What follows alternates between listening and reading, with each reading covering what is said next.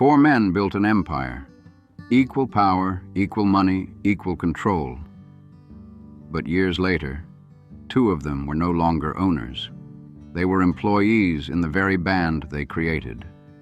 So, what happened inside Kiss that turned millionaires into outsiders of their own legacy? Originally, Kiss was built on four names: Paul, Gene, Ace, and Peter, and they all came in equal, no special treatment, no extra cuts. Every one of them held the same shares, the same power, and the same paycheck. Back in the 70s, they were pulling in so much money that none of them should have ever had to work another day in their lives. Ace and Peter weren't side players either. They stood right next to Paul and Gene as full equals in the Kiss empire, and nobody could strip that away unless they gave it up themselves, which is exactly what happened. During the 70s, Kiss exploded in a huge way. Massive fame, millions of records sold, and fans everywhere going wild. Albums like Destroyer and Alive 2 didn't just do well. They went double platinum and turned all four members into straight-up millionaires. As founding members, Ace Frehley and Peter Criss were getting a cut of everything: album sales, ticket money, merch, all of it. At their peak, each guy was stacking anywhere from $1 million to over $5 million a year, easy. Ace stepped away in 1982, but he came back for reunion tours later, and those paydays seriously boosted his bank account again.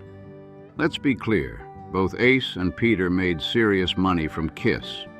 Peter once said in an interview that after leaving he had $22 million sitting in his account. Ace? Estimates say he walked away with around $15 million. But here's where things take a turn. Ace burned through a huge chunk of that money fast, and a lot of it disappeared into heavy partying and bad habits. Addiction is a disease. It's a disease that a lot of people don't even believe. At one point, Forbes had his net worth at $1 million before the reunion, then jumping up to $10 million after. So yeah, a wild swing. Some even say if Ace had stayed in Kiss the whole time, he could be sitting on something like $200 million today. But timing matters, and when Ace left, Kiss wasn't exactly on top anymore. Their popularity was slipping, and people were starting to question where the band was headed. Still, Ace was arguably the fan favorite at that moment. When all four members dropped solo albums in 1978, Ace's record crushed the others, while Peter's came in last on the charts. That gap said a lot about where each of them stood with the fans. Even with all that success and money, Ace admitted he wasn't happy. He said he felt his worst when he was at his richest. That pressure, the non-stop pace, the lifestyle, it all started weighing on him heavy. His decision to leave Kiss in 1982 didn't just affect him. It reportedly cost Gene Simmons and Paul Stanley around $7.5 million. Still, the band kept moving, landing big advances like $2 million per album for The Elder and Creatures. In a 2018 talk with Musicians Institute, Ace broke it down. He said the 70s felt like a non-stop roller coaster. Always moving, always working, and the partying just kept escalating until it became too much. He said he felt like he had to jump off before everything crashed. He even shared a moment right before quitting, sitting in his lawyer's office after signing a $15 million deal, just staring at it like $15 million, and still feeling completely done with it all. That's great, but every night I drive home to Connecticut, I feel like crashing my car into a tree because I'm not happy. That's what Ace admitted, and it hit hard. His lawyer kept trying to bring him back to reality like, okay, Ace, I hear you, but this is $15 million we're talking about. But Ace wasn't moved at all. After going back and forth for nearly half an hour, he finally said, look, you can't spend money 6 feet under. And that was it. His mind was made up. When Ace walked away, it didn't just affect him. It hit the whole band financially. The contract required at least 3 original members to stay, and since Peter was already gone, Ace leaving cut the deal straight in half. from $15 million down to $7.5 million. He even admitted, "I think they're a little mad at me about that." And honestly, you can see why. Still, he stood on his decision, saying it wasn't easy, but it was necessary. "I'm still alive. That has to come before everything," he explained, making it clear he chose himself over the chaos. Ace also opened up about how money didn't fix anything. He said the richest point in his life was actually when he felt the lowest. And he's not alone. He mentioned meeting plenty of wealthy people who were just as miserable. That flashy lifestyle, it came with a heavy cost, and he wasn't willing to keep paying it. According to Ace, Paul and Gene didn't want him gone at all. The first time he tried to leave, Gene even called him up saying, "Ace, you don't have to leave the band. If you want to do a solo record, you can still stay in Kiss. We'll even pause things so you can do it." So from Ace's side, he was never pushed out. He made the choice himself, every time. Peter Criss, though, that story gets messy fast. He was in the band for about 8 years, but tensions with Paul and Gene kept building until things fell apart. Peter believed he could do better on his own and decided to quit. But Paul and Gene tell a totally different story. According to them, Peter was fired. Paul even recalled the moment clearly. Peter grabbed his makeup case, walked out, no tears, just final. In his words, "We had fired him."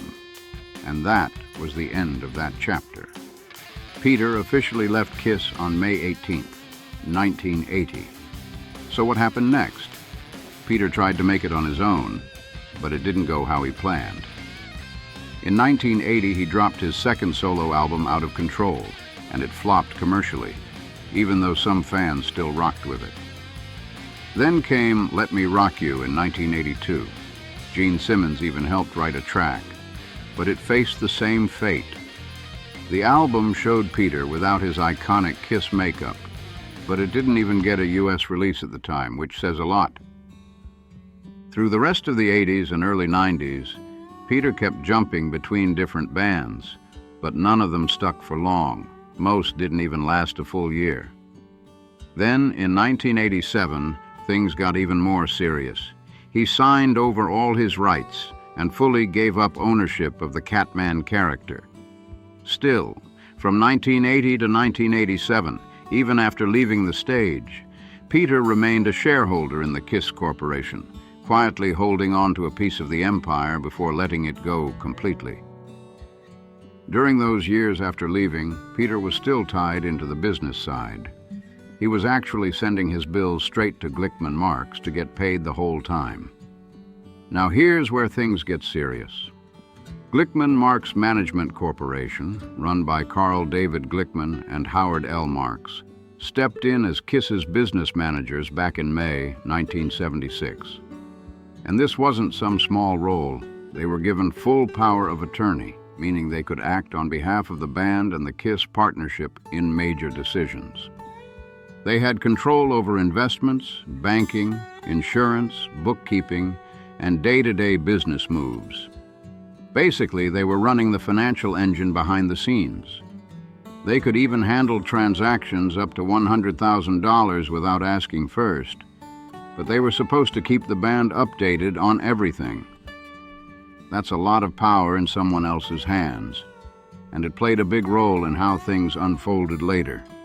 Now, without Ace and Peter, Kiss didn't completely crash, but it wasn't smooth either. They had moments of success, sure, but also some serious struggles. Albums like Crazy Nights and Smashes, Thrashes, and Hits actually helped save them when things were looking rough. Paul Stanley even hit a low point where the band was nearly broke. But those albums went platinum back to back, giving him just enough money and confidence to take one more shot. That gamble paid off when Forever became a hit single and brought in a fresh wave of cash. For a moment, it looked like Kiss was fully back on top again. But the comeback didn't last long. Within just a few years, they were hurting financially again, and a big reason was their own spending habits. Gene and Paul kept things flashy. pouring money into over-the-top stage designs that looked amazing but drained their pockets fast. Even though Revenge debuted strong, it dropped off the charts quickly, and fans started noticing the shift. People were shocked seeing Kiss playing small venues in New York during that era. This was a band that had been filling massive arenas not long before. The fall-off felt real, and the pressure was building fast.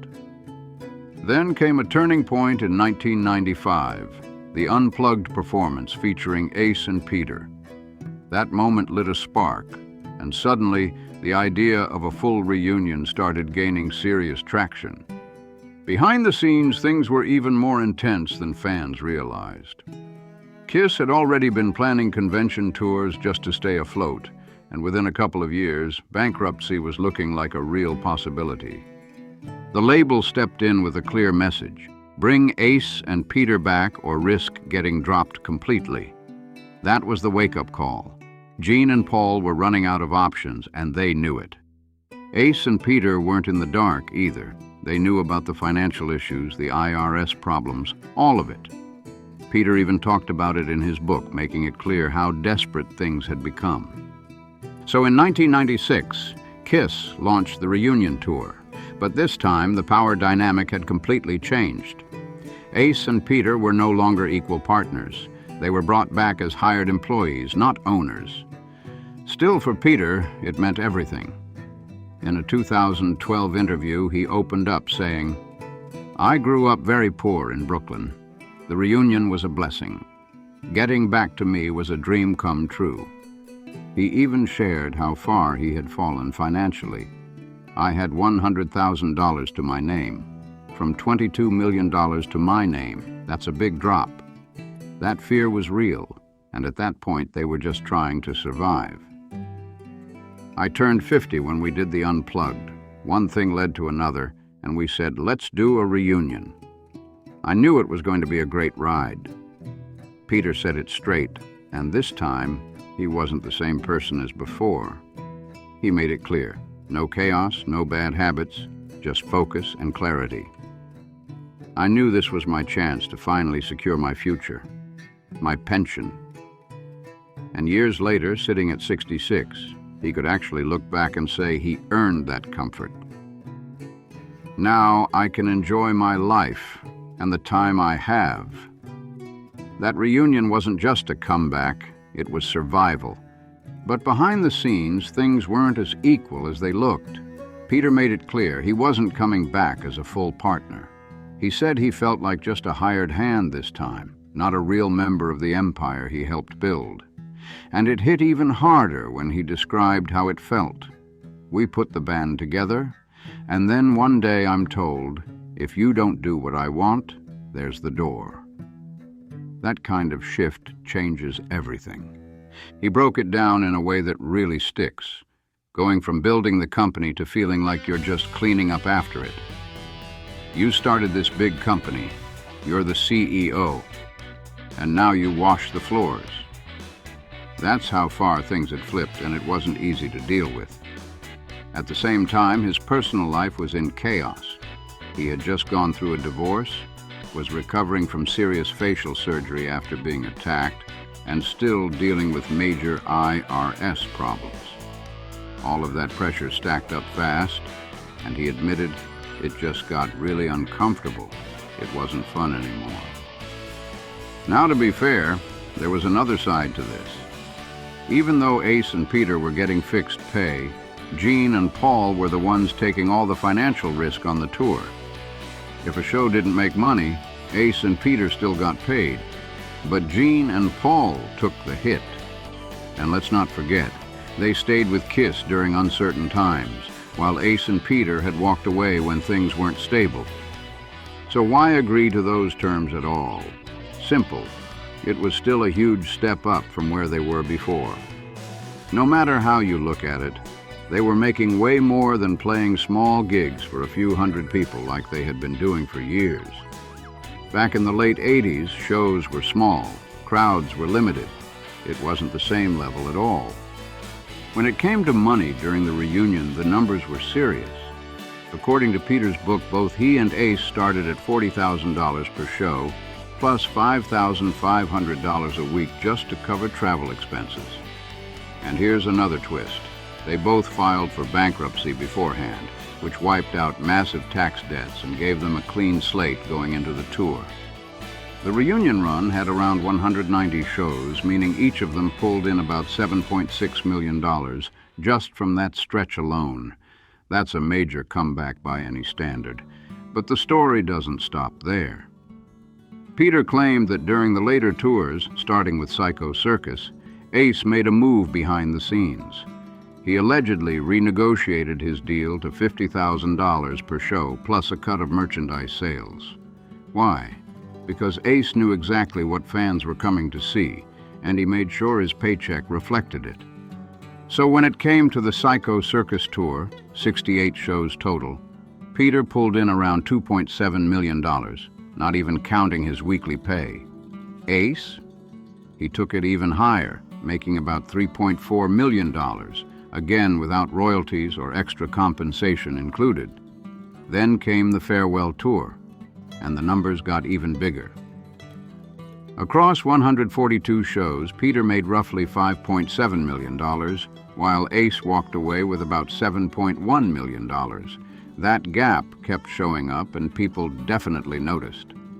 By the end of that 5-year run, Peter stacked up around $16 million, while Ace landed somewhere between $18 and $20 million. But here's the twist. Ace didn't exactly hold on to all of it. A lot of that money disappeared into partying, wild spending, and fast living.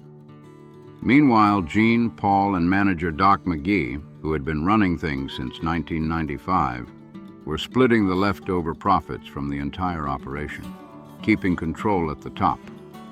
There were also rumors floating around that Peter and Ace each got paid $800,000 just to not play on the Psycho Circus album, and to stay quiet about it.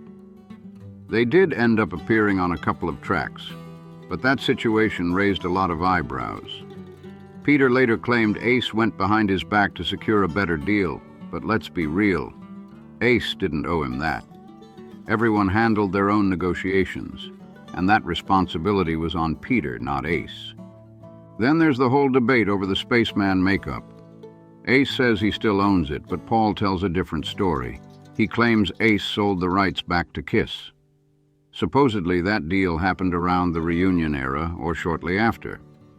And if you check the 1994 album cover, you'll notice something strange. The demon, the star child, and the Catman are all there. But no spaceman. Instead, you get the bandit, which says a lot about who controlled what at that point. Paul even said in a 2015 radio interview that the original members basically sold those rights off for cheap because they didn't think they were worth much at the time. That decision ended up being way bigger than they expected. If you made it this far, drop a comment and let me know. Who do you think made the smarter moves in Kiss, Ace, or Peter? And don't forget to like and subscribe for more breakdowns like this. See you in the next video.